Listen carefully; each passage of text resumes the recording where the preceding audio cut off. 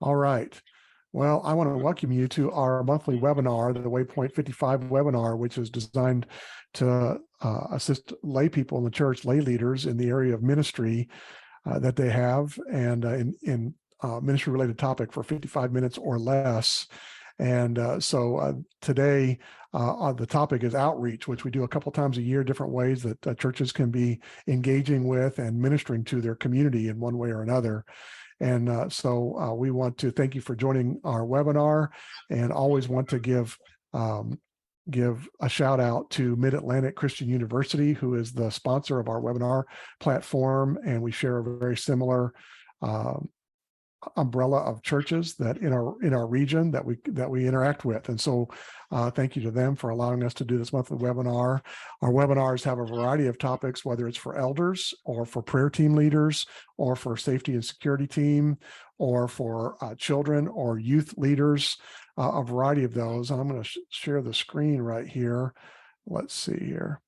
And we have a YouTube channel that has all of the 60 plus webinars that we've done over the last 5 years, organized into categories so that a particular lay leader in your church can go and hit a playlist about their particular area: first impressions teams, small groups, mission team leaders, and so on. And so this one, of course, will be added to our one for outreach.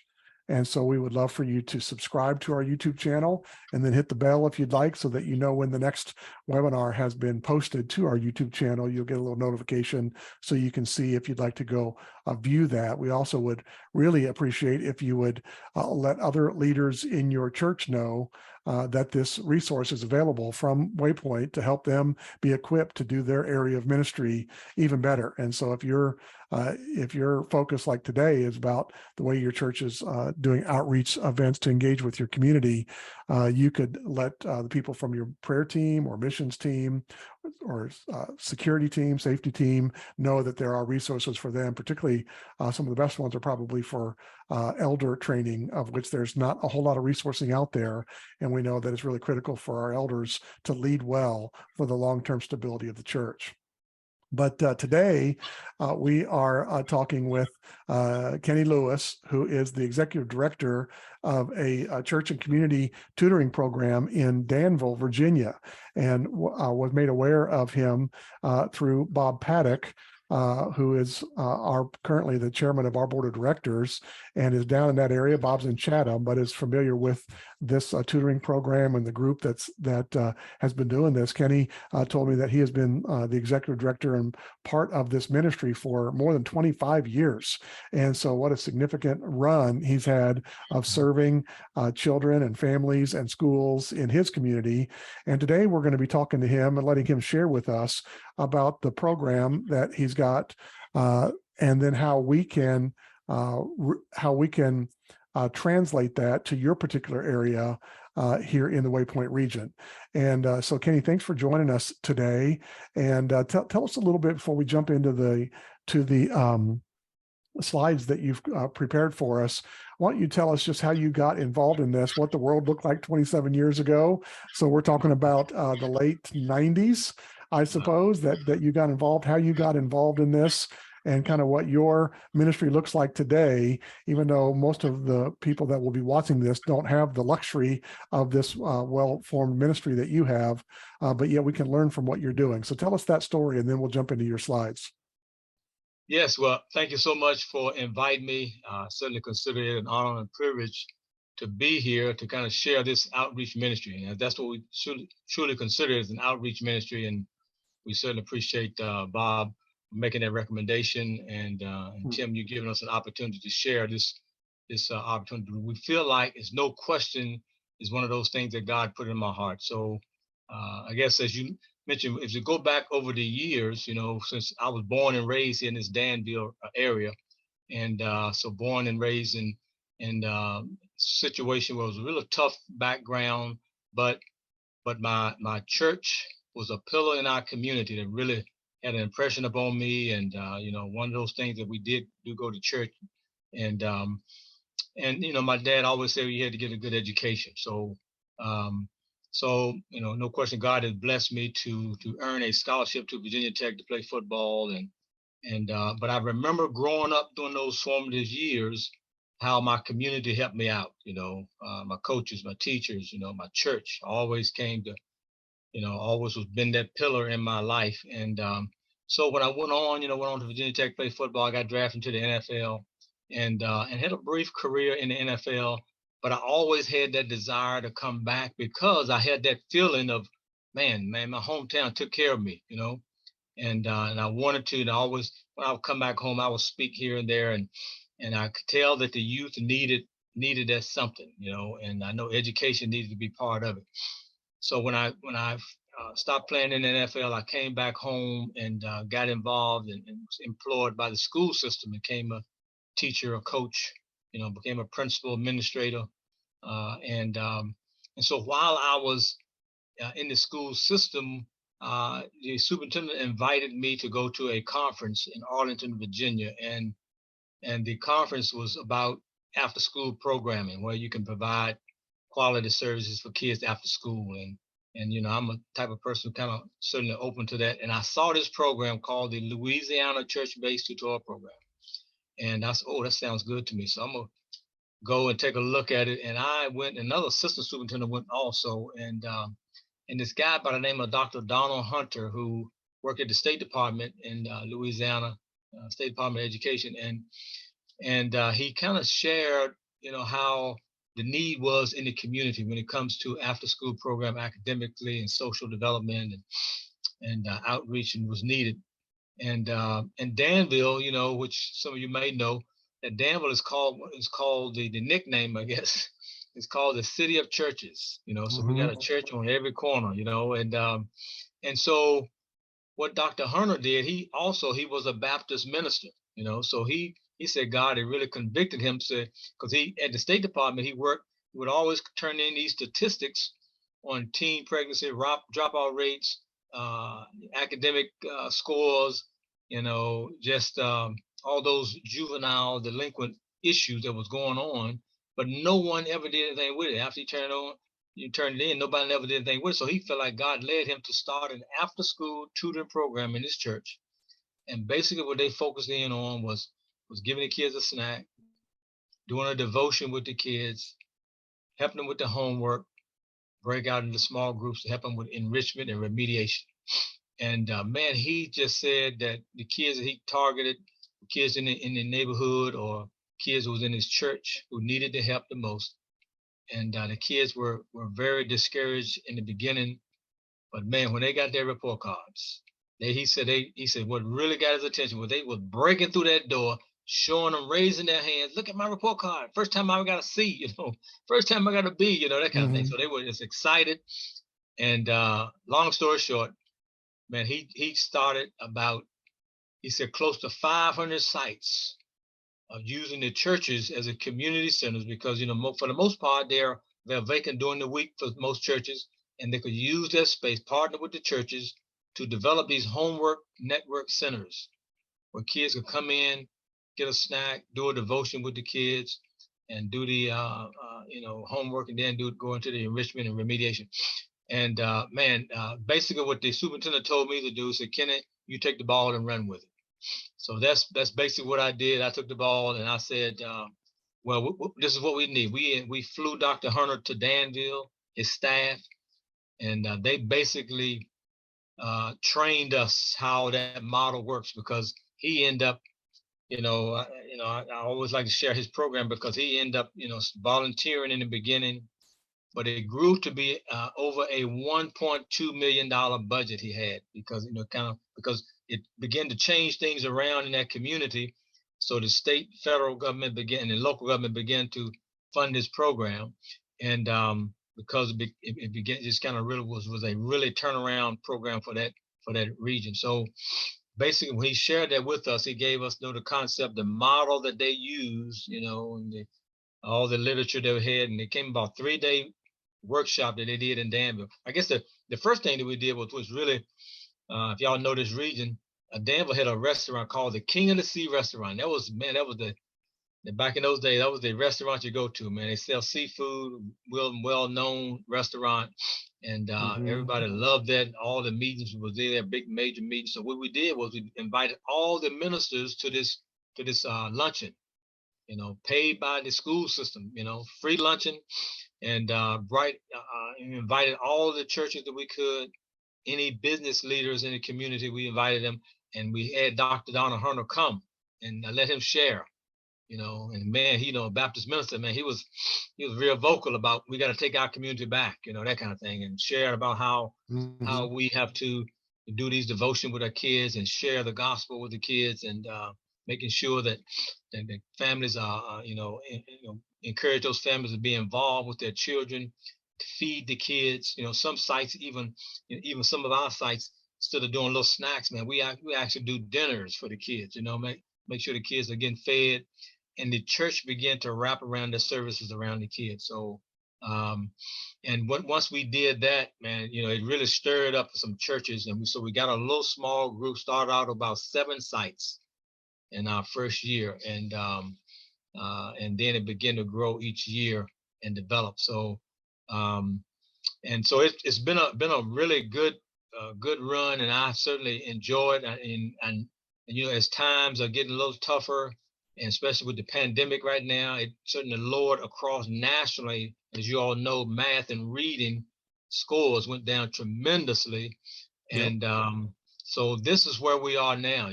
Trying to develop more programs, spread the word.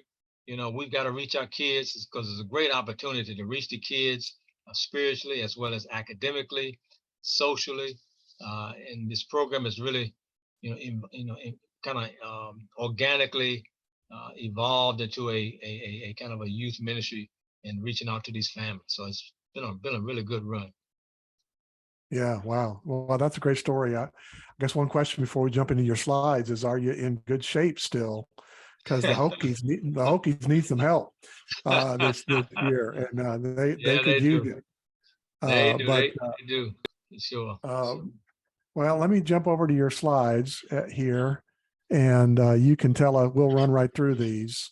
Here's um, and when you said 7 sites that you started off with, I'll ask you the question. When you say a site, um, how many kids typically would you say? They're probably all different, but kind of the profile of a normal site. How many kids are you talking about? Yeah. So we try to keep a 1-to-5 ratio. That's our goal. And C- Contingent on how many volunteers you got that right. you to keep that ratio true Yeah. Yeah. to So when I to be able to support that. yeah, so when I go through the presentation, I certainly will cover all that. But what we try to do is keep a 1-to-5 ratio. We have a coordinator first, then you start with a tutor and start that 1-to-5 ratio. And so All right. that's we try to. The key is to try to keep it small, and we do have some sites that got 10 kids, then some sites might have 25 kids. So it varies. Our biggest site has about 60 some kids. So but we still Woo. try to protect that. We still try to protect that 1-to-5 ratio when it comes to Hmm. tutoring those kids, in those groups. So again, we certainly do appreciate that. That's my contact information right there. So anybody willing to contact me, and also you see Joyce Lewis there, who's our educational consultant.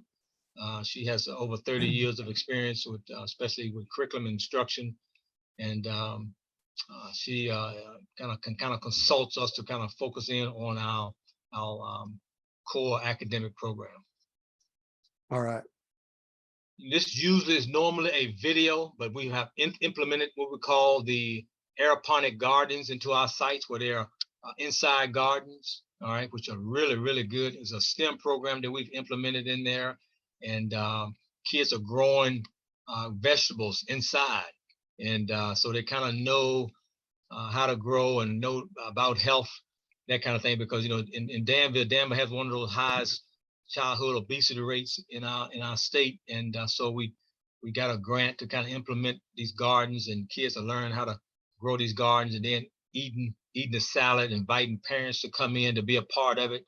And it's been a really good program. And we just completed our first year. This is our second year having it, and man, sites really got creative with it by having a little pizza and then having salad, pizza and salad, inviting parents to come and let them see what they've grown, and been a really good program.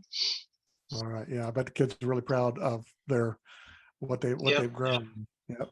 And so, again, as I mentioned before, our program started off as a volunteer program, strictly volunteer with everything, collaboration with different schools and colleges and businesses. I think it's, as you mentioned before, and you know how important it is to collaborate and partner with organizations, as you all have.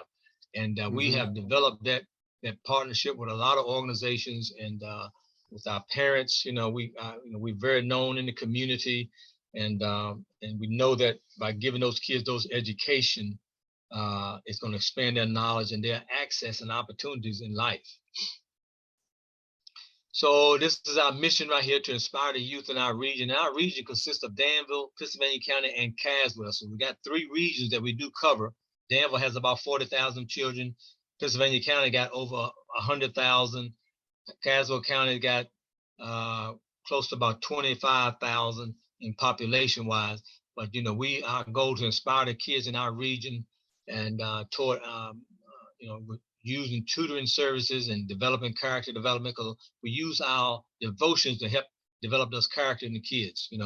How to treat people, how to love on people, how to care for people, that kind of thing, and developing these community partnerships. It's our mission. All right. So this is our vision. Our vision, we have a big vision, no question about it. The Danville Church and Community Tutorial Program will be recognized as a national model for high-quality learning centers that empower our youth and families to achieve their potential by providing those safe and innovative environments, those safe community centers that we want to develop within those churches, and so that kids will be ready for college and career. So that's our goal. That's our overall goal. We want to be known as a national model, doing it the right way, when kids are coming to church in a safe haven, safe place, getting the value, the spiritual values that they need, getting the food that they need, and then helping them out academically, and so they can move forward to move on to college or career. Yeah. All right. And we I think you're a national. I'm going to interrupt you. You're a national model because we're interviewing you today. So I think you're living out your vision, that you're expanding beyond the borders of even your region. Yes. So you're exactly right, and we certainly do appreciate this opportunity. And this is what we kind of share with everyone every year, how we perform. This is kind of our report card of our sites. Back in 2021, which was really getting right into that pandemic year, and right before it hit, and we could kind of feel some of it as it was hitting. But we had 42 sites at that time, and they had 24 during the COVID. You see in parentheses right there, and it's a little small. But COVID kind of hampered us a little bit. You can see the breakup of male and females, and the white and black students, and how the students, we had all students were promoted at that time, and down below you can see the graduation rate, the on-time graduation rate. This is something that we really keep our hands on the pulse on, making sure kids graduating and having the skills that they need, and also 3rd grade and 6th grade. Whether they are passing those math and reading tests is what we look at also. If you notice, we really, really kind of push those ones, especially with our partners, and kind of making sure the kids are doing well. So I think it's key that you let the partners and community know, especially the funders, when you're going after grants, you're going to need that report card on how you performed each year. So we have a partnership with the schools, so they help us out in getting grades, attendance, behavior. And those are the 3 things that we really focus in on, because if we get those 3 right, man, those kids usually going to be successful. All right. Yeah. All right. Those are great statistics, by the way. That's great. Yeah. What we provide, and it's just proven over and over, our program in those smaller environments, man, those kids going to learn, developing those relationships with those kids, mentor relationship. Kids gonna learn because you have them in there with an environment where people care for them, love on them, and to try to help them to be successful. And kids, man, they really step up based on those expectations. What we provide the training anytime that we want to start a site. We always go to that pastor and see if that's the vision of that church, and we'll come with them. And once they agree to become a part of our program, we provide all the training of our model. We provide laptops for them to use. We provide the snacks with them. We got a partnership with a program called, y'all might have heard of God's Pit Crew. Y'all, I don't know if y'all heard of them. God Pit Crew is a disaster relief organization, and man, we partner with them. Man, they give us all the Gatorade, the water, snacks, crackers, cookies, chips, that kind of thing, all that we need to kind of give kids a snack right after school. And then we give each site an educational budget so they can purchase any educational supplies they may need, flashcards, calculators, paper, pencils, that kind of thing. If they need some things they might need, so we give usually anywhere from $150 to $200 each site. We give a budget so they can, and I tell them to continue to do it each year and build a library or build a supply of educational supplies so you can have them over the years. Then we provide the enrichment activities. So we have grown into a summer enrichment program, and any kids who are in our program, we make sure they go to any kind of summer camp they want to go to, whether it's a STEM camp, sports camp, cheerleading camp, 4-H, any kind of recreational program they want to get involved with. We send kids out to Christian camps. Man, they come back. Man, they're new people when they come back. Send them away for a week, to go to a Christian camp is amazing. What they do, any kind of YMCA camps, Boys and Girls Club, we partner with them. They go to different camps, and we kind of make sure kids have what they need. Then we do any kind of field trip. We do field trips to different science center, the Institute for Advanced Learning Research, which is our major research institute here in Danville. They kind of go to those STEM camps and get exposed to state-of-the-art technology. And then I mentioned earlier those tower gardens that we do. All right. And this is our structure of our program. This is the structure that we try to, in the model that we try to go by. We try to keep it very simple, but basic and impactful.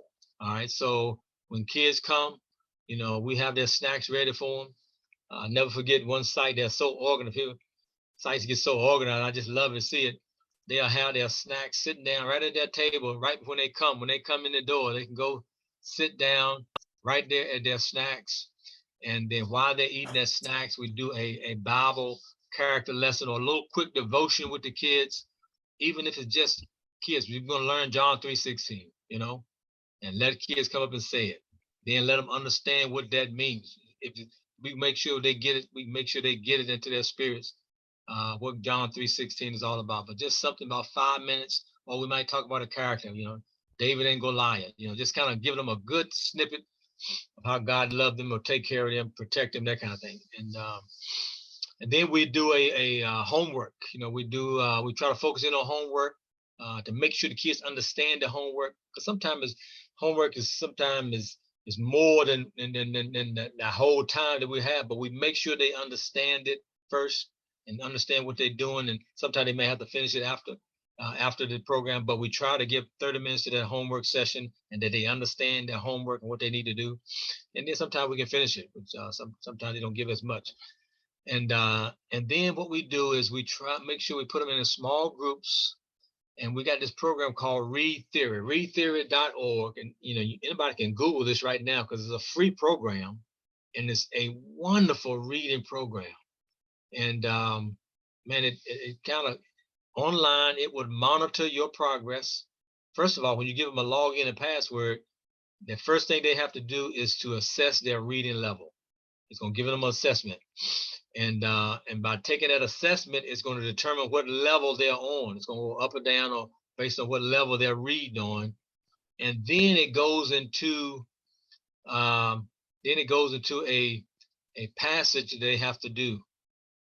And they have to read it and answer those questions. And it keeps up with all the data. We kind of keep up with their grade level, their reading level, and it keeps up with it. And we ask them to do one a day. That's all they do is one a day. Don't keep doing it over and over, but just do one a day. And that's the idea of helping their reading comprehension and understanding vocabulary and just kind of helping them through that process. then we kind of rotate it. Then we have a small group, and we do math. Some of you may have heard of a program called IXL, which is a nationally known program, very well known, documented best practice program that we make sure every child has to make sure that they're on that at least 30 minutes a day each time they show up. 30 minutes of IXL, math, and then they got a reading component on there also that we kind of rotate them in that program, because man, that program really, if you got a small group, you can kind of correct them. It gives them their correction, and the key is having that relationship with the school so you know what they're working on.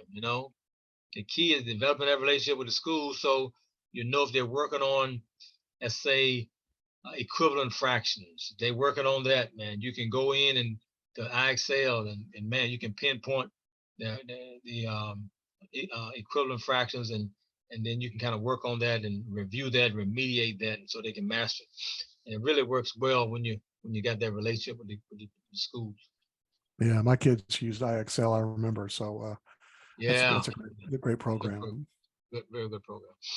And and then once we, that's basically our core program that we do, and during the regular school year in the tutorial program.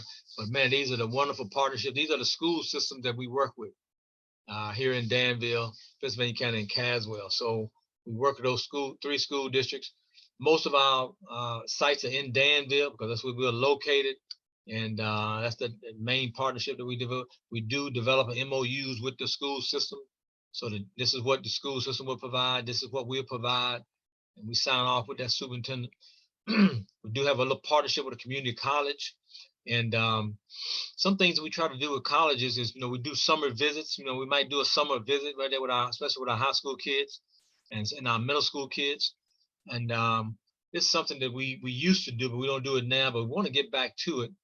Is in the summer, we used to send about 25 kids to colleges, and they build either robot or they build a computer. And then once they complete it, they take it home. So the colleges take them through that 6 weeks course. Really was a really good program that we did at once, but we got off of it. But we do visits and kind of get kids to visit those colleges and universities here locally here in town, and give them a chance to visit those universities, kind of get acclimated to college, get on campus, eat lunch, kind of see what's happening on campus. And then we have a program called another nonprofit that we have called Dan River Nonprofit Network, which is partnered with them because they kind of help build capacity within nonprofits. So it kind of helps out our board, kind of board development. It helps out with any kind of fundraising issues, or they might have a class that we could take, that kind of thing. So nonprofit network is really good. So you gave your contact information on the front end. So if someone's watching this on YouTube, they could email you if they wanted to get a sample of what an MOU looks like between a church and a school on who does what. So the boundaries are created. They could contact you for that, right? Absolutely, certainly can. Okay. Yeah, and these partnerships, man, we got local businesses we partner with. It's amazing. United Way, which we've been a part of United Way now, they fund our organization since 2002, and we've God's Pig Crew I mentioned before. We do all the snacks right there.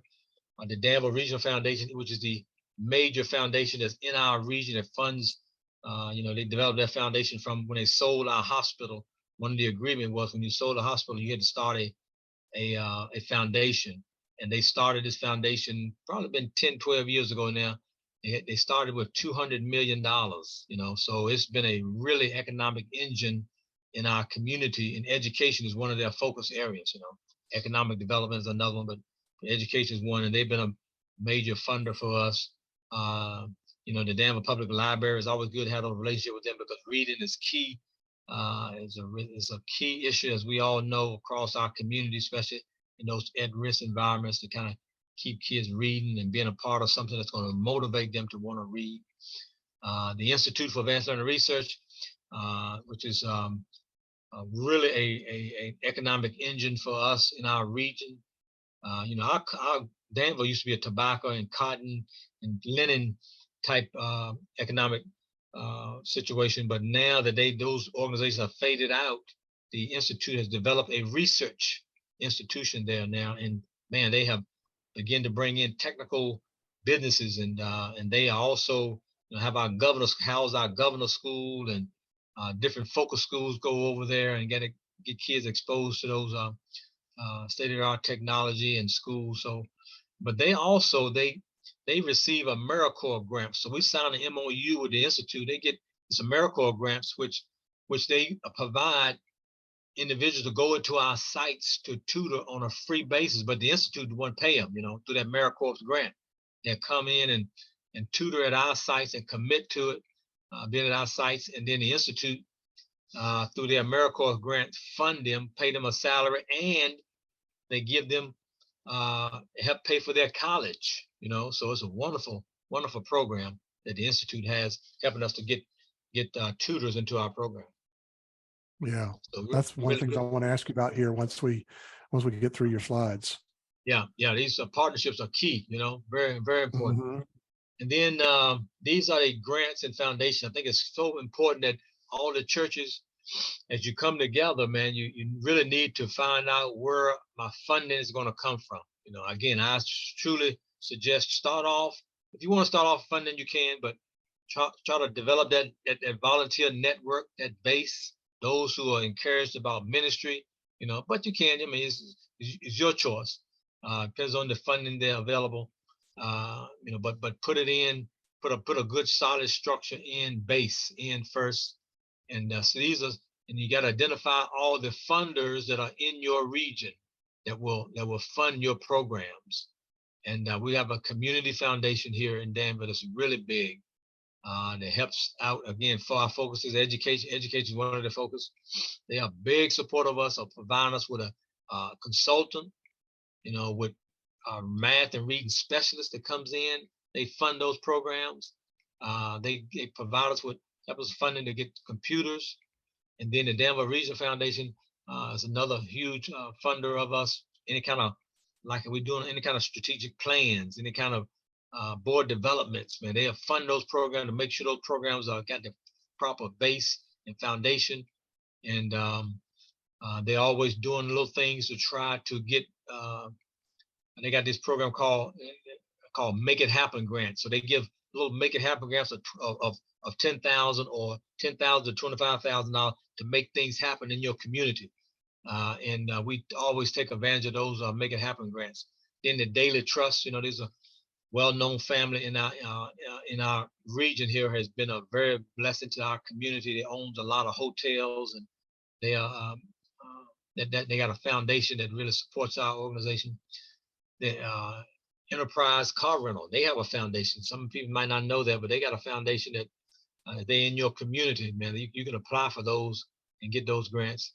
We got an organization called Hughes Memorial Foundation in our region, and they got a huge grant, a foundation in our area that provides us with anywhere from $10,000 to $15,000 to $20,000 every year, man. They've been really a blessing to us. Then I mentioned to you United Way, which is they've been providing us with funding for since 2002. We got an organization called Womack Foundation, the Walmart Foundation. You got a Walmart in your area, man. Walmart, they got a foundation, and man, they love to try to help you out with education. Got an organization called JT Minimard. That's a guy who was certainly born here in this area, and he started a foundation that's really helping out a lot of scholarships and community organizations like ours to help out with education. And you can go to the next slide. So those are our resources right there. All right, those are resources that we have. Read Theory, which is the reading program I mentioned about. IXL, math. They got a math and reading program. We usually just do math, but now we do math and reading. That reading is really good, especially when it comes to language arts. It's really good, and the math program is good. Then you see Khan Academy, which I would say Khan Academy is another free program. All right, go to khanacademy.com or khanacademy.org. Man, this program is really, really good. We'll demonstrate to you how to do every math problem all the way up to calculus. So if you go to Khan Academy and put in the search and say, how can I work on place value. Man, you're gonna click on, they're gonna have all kinds of links on showing you how to deal with place value. I mean, it's amazing how they talk you through it. And it's really, really good program, free. That's it's free also. Yeah, that's our website. We got a lot of resources on our website which are available, and also my email and stuff is on there. You can always contact me. Yep. And then so we got plenty of resources in there that you're certainly welcome to, and that's my contact information right there. So if anybody need to contact me or any questions you want to ask, certainly feel free to do that. Yeah, well, thanks for sharing all that. And so I got a kind of a case study. Well, a couple questions for you, but it seems like I've heard of. And so tell me, what you know of this situation, that whether it's county governments or state governments. Of course, you're right on the border there, but in Virginia and or North Carolina, which is in our region, uh, particularly coming out of COVID, realizing how poor the scores are in reading and math, that different government entities are assigning funding for anybody that'll help their kids get their scores up. And so I'm curious how you would respond to that, as far as what you know about what different tiers of government are trying to do to help our kids, and then Yeah. how a church could capitalize on that. Yeah. So again, we have certainly been blessed with this situation. So um, my suggestion would be that to get together with the school system that you're want to work with, and Mhm. to find out, because they're going to know. I would certainly try to start with the superintendent. If you can get with the superintendent to find out, look, this is our churches here. We're here to partner with the school system to try to develop an educational support system for you all to help you out, as well as we want to be an outreach to our community, and to find out if they have access to those what we call those community what we call the community tutors grants, and also what we call the ESSER funds. All right, that's ESSER, ESSER funds, which I can't give you all the acronym, but I know it's elementary, secondary schools remediation funds, some in that vein right there. But they would know about those, what they call ESSER funds, right? When you say ESSER funds, they're going to know, because it is a thing that the state government has received to provide remediation and enrichment to close the gap from the pandemic. Trying to help to close the gap, and they have released a lot of funds for schools to partner with organizations to try to figure out how can we close the gap, especially in math and reading. And so we, that when that grant came around, our superintendent asked us to apply for it. So we applied for it as a nonprofit. You had to be a nonprofit. Apply for it, and the school is our partner. All right, the school is our partner, and so we received that grant, and the State Department is running those funds through the school system to us, and so it's really a wonderful partnership where where we have what they have done is taken teachers and 4-year degree and 2-year degree individuals. We've placed them into our tutorial programs and paying them $30 an hour for teachers, $20 an hour for associate degree, to help tutor our kids in our community. And boy, it has been a shot in the arm for us. And so that's how we are funding our program right now. And also, with all the grants that we're receiving, also now we developed this relationship over time. Man, we've got helping out bring in consultants in, to bring in reading and math specialists in, to go around to the different sites to implement these STEM programs and to fund our summer enrichment programs. All right. And also we have a program called Project Graduation, where we use the high school kids who are doing very well. They're part of our program, but we use them as mentors and tutors also to tutor the younger kids. And they can put that on their college application as volunteering. And we give them just a little stipend every 2 weeks. We kind of treat it like a AmeriCorps, but they're volunteering, they're giving their service, but we're just giving them a little stipend for participating. All right. Well, that's some of the details that hopefully people may contact you about, is whether it's AmeriCorps or these ESSER funds or those kind of things, where churches coming out of COVID, we're discovering for most of them, things are getting financially tight. So to be able to self-fund a new outreach would be a little bit tricky, but to realize that there are funds that are being dedicated by Yeah. other groups. So anybody that will help our kids get back on track, there's funding out there to help with that. And so Yes. that's really, really helpful to find out. So thanks for sharing with us today about what you've built there. And well, I would hope that maybe somebody that watches this webinar would think, you know, we need to start now, but 25 years from now, they would have a whole organization and a network of relationships with all of the different groups in your, all the foundations and all the educational organizations and all the community organizations that have all found each other in your region there around Danville.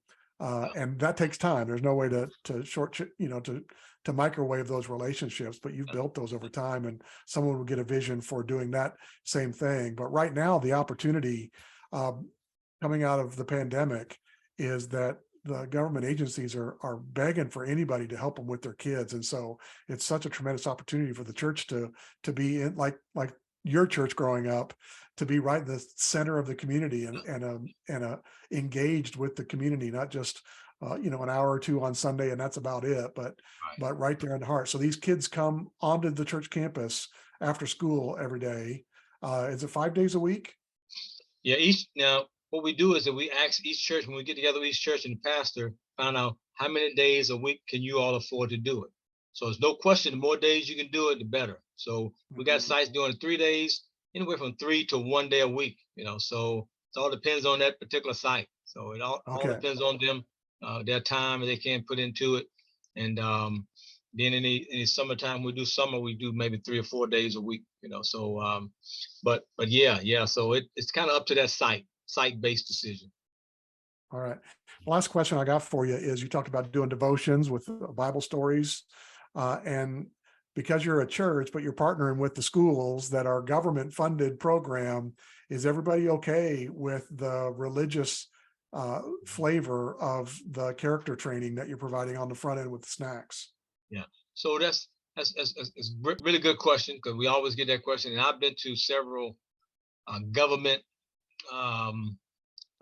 workshops to make sure, because they really welcome. They really welcome. I know sometimes a little different flavor now, but they really welcome the faith-based community to help support things in our community. So what they said was the best thing to do when you got your agenda. We have our snacks, we have our devotions, then we break into our homework. That's when the state funding starts. Because when we do our devotions, we do our snacks, which is funded by a nonprofit, Christian nonprofit, and then sometimes our churches provide the food. Then you have a separate funding program that started when you fund the academic part of with those teachers. So that's how you. So Yep. the $30 an hour Right. that doesn't start until the homework starts. Right. Oh, Exactly right. that's brilliant. All right. Yeah. Well, Kenny, thanks for sharing with us today. And man, thanks for 25 years of setting the pace for your whole region there, with all those kids and schools and 40 sites and all that. It's you're such a model, literally, for the rest of us to take a look at how we could be a meaningful community partner, and not just a community partner, but really a community connector. Because you're the one that are bringing all these groups together, and what a great place for the church to have in your community, being the one that's bringing them all together. So thanks for that, and thanks for your time today. And people, I'll put as we finish up here, I will put your information here on the screen again. So if they want to contact you there, it's the Lewis K 1002 at Gmail would be the best connection for you. And we'd love to see churches making a difference in their community like you're helping churches do there in Danville. Thanks for showing us the way. Well, thank you. Thank you so much. I enjoy, and any questions come up, I'll be glad to answer. All right. Thank you very much. All right. Thank you.